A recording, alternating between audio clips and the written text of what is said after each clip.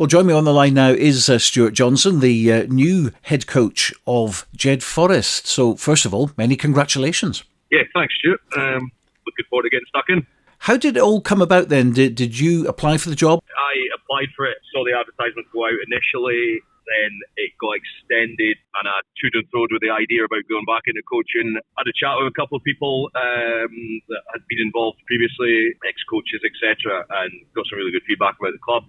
So decided to put in the application and went through that process and got offered the role. The last time I saw you, you were actually refereeing. Yes, I was, roped into that by Ian Hurd when I finished coaching.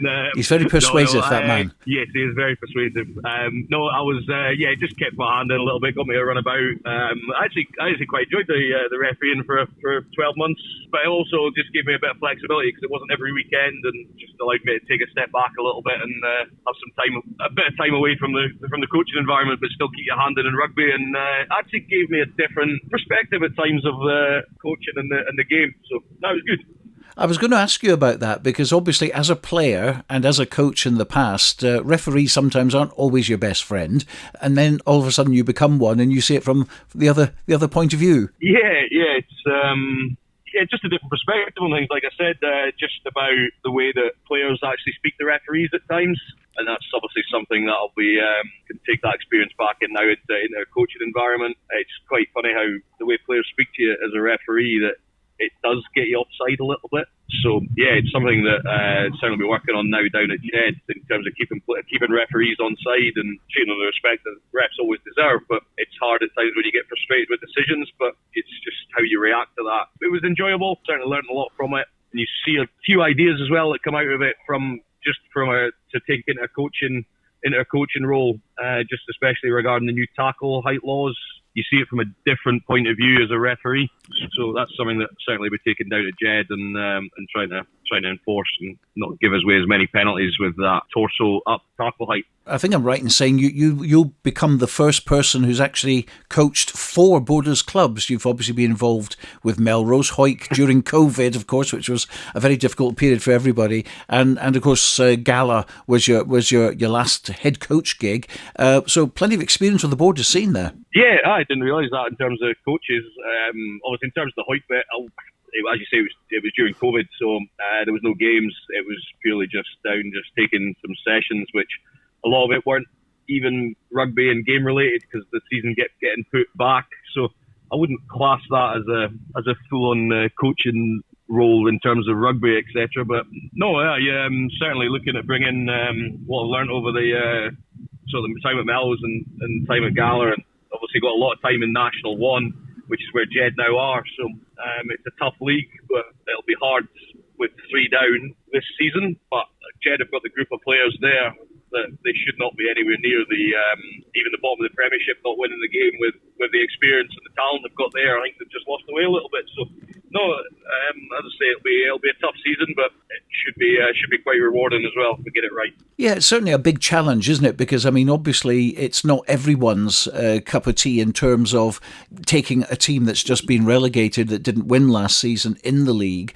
to turn things round. Obviously, you need a lot of assistance. You've got Paulo Ferreira in there, who's a great club man, a lot of time for Paulo, and Clark Skeldon, people like that, who are all involved in the club, who will certainly be supporting you in what you're doing. Yeah, look, I've had quite a good few meetings down there with their committee, so like Paul Cranston and John Davidson and Billy Grieve, etc., with a bit of feedback on what went wrong last season, and then had a really good chat with the players and then the senior player groups like Clark Skeldon and Gregor Young, Rory Marshall, Robbie Shearer-Gibb, Robert Hogg, etc. I had a really good positive meeting with them, and they were pretty open and honest about where things went wrong last season, so they're totally on board with everything that we're wanting to do this season. And as I say, the playing group's there. Like you say, Paulo's in as Director of Rugby, great Jed man, great player.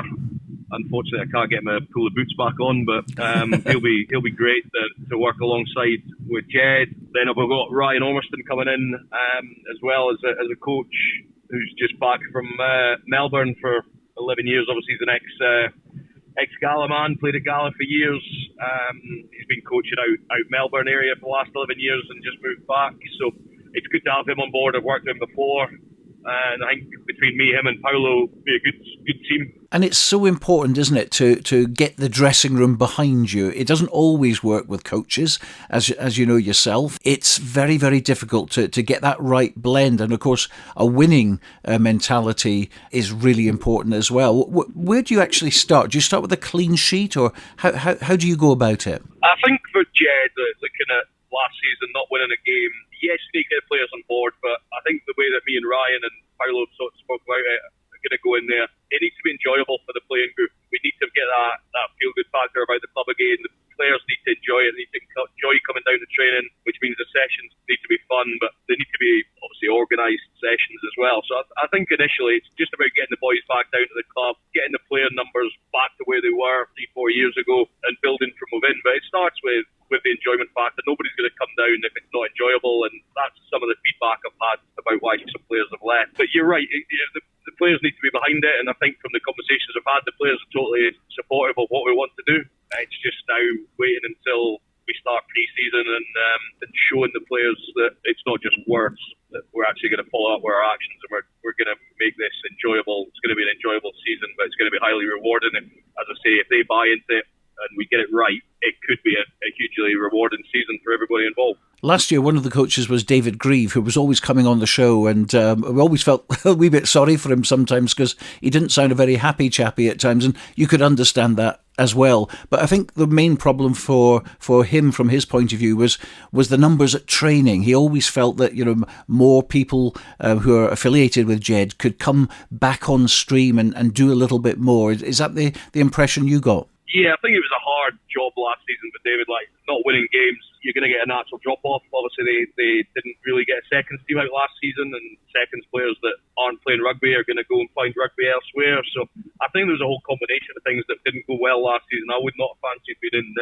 David's position last season. But as I say, I think the club have sat down, they've realised that it's not worked last season, and they want to put it right, and they've started that process now, and it's just a case of, as I say, following through with everything that we've said we're going to do. It's now putting it into action off the pitch and on the pitch. And of course, getting youngsters involved is so important. The Jed Thistle players, and there's a lot of talent in that particular team. And of course, at Jed Grammar School as well. So presumably, there'll be a lot of work being done at grassroots level to try and lure these people through, because not everybody makes the transformation, do they? From say Jed Thistle to Jedforest, and like Gala Wanderers to Gala, etc. It's very important not to lose these people. Yeah, I think you're right there. It's a problem all over that when people finish under 18s, they disappear to do other things, whether that's uni or work or they go abroad. But I think everything that we can do as a club to try and keep these players involved, whether that's just supporting them with whatever it needs, finding a job or uni applications, carload of people to travel back down from Edinburgh Uni, for instance, always helps rather than someone travelling on their own. So anything we can do to support these young players is going to help in the future. But you always get that natural drop-off as well, unfortunately, and that's where clubs in Edinburgh kind of tend to benefit with the uni side of things. But no, there's definitely a lot of work going on behind the scenes, and you're right that Jed have always got a really strong youth setup. Under 18s, they win trophies regularly. You look at Mark Glenn at the moment, gone to the Knights for the sprint series, so he'll come back in the next season and hopefully gained a lot more experience from being involved in that Knights environment. Ross Nichol is coming back, played a little bit for the Firsts, fell out of love of rugby a little bit a year and a half ago and been playing golf. So I've had a really good, me and Ryan had a really good conversation with him, and he's agreed to come back in. So it's encouraging that these young players are committing back to Jed, and hopefully that transpires onto the pitch when we get there. Well, we certainly appreciate your time. We wish you all the very best of luck in your new role. It's not going to be easy. No one's ever going to suggest that it is, but the fact that you've put your head above the old parapet and put yourself forward for it shows a great deal of commitment to Jedforest, and it's a great club. Let's hope that you're successful next year. Yeah, thanks. Yeah, no, you're right. It's a really good club. The feedback from everyone says that. There's a really group of players there that don't deserve to be in the position they're in, so just need to try and do that a bit of justice this season, and say we've got a good coaching group behind as well. So upwards and upwards, as they say.